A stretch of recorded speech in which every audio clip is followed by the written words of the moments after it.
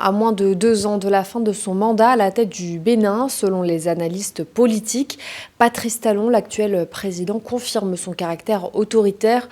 Pour Jules Domché, qui signe cette chronique, Patrice Talon ne ménage aucun effort pour écarter ceux qui contestent son ambition de contrôler le Bénin, même après son éventuel départ du pouvoir en 2026.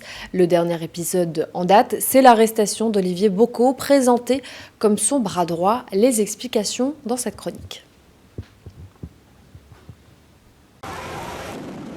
Concernant le Bénin, une chose est claire. Avec Patrice Talon, ce pays a connu une régression extraordinaire en matière de respect des droits de l'homme et de libertés civiles et individuelles. Tous ceux qui, pour une raison ou une autre, s'opposent à lui sont soit en exil ou tout simplement envoyés en prison.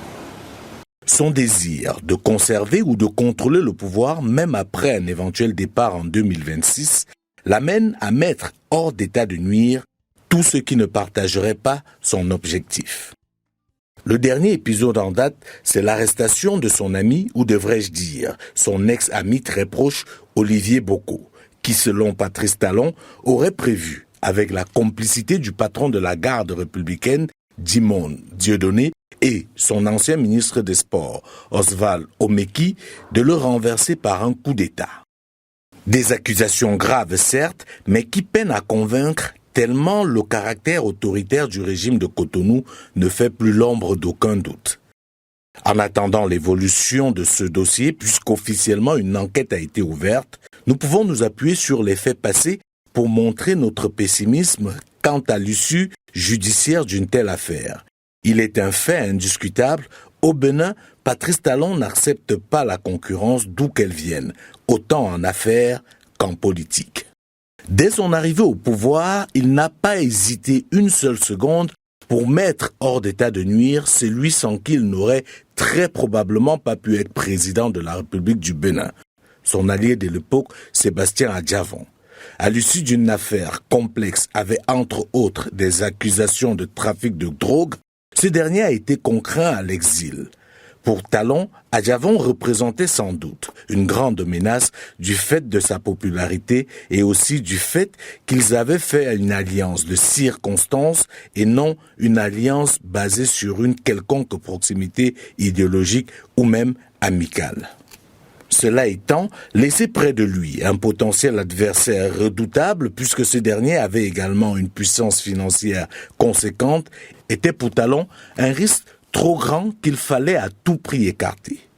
Après Adjavon, il va s'atteler à démolir tous ceux qui vont tenter de se mettre en face de lui lors de l'élection présidentielle de 2021, à laquelle il ne devrait en principe pas prendre part, puisqu'il avait annoncé sans que personne ne l'y oblige en 2019 lors de sa campagne électorale qu'il ne ferait qu'un seul mandat.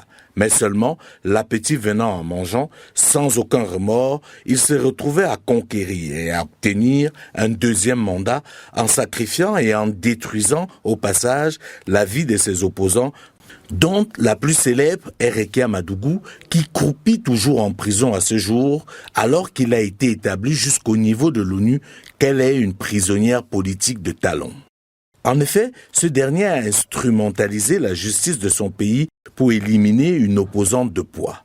D'ailleurs, l'un des juges chargés dès le départ de cette affaire est aujourd'hui en exil, car il avait refusé de se laisser instrumentaliser plus longtemps et a déclaré par la suite que le dossier de Dame Rekia Madougou était tout simplement vide et que cette dernière était simplement victime d'un acharnement politique du régime en place.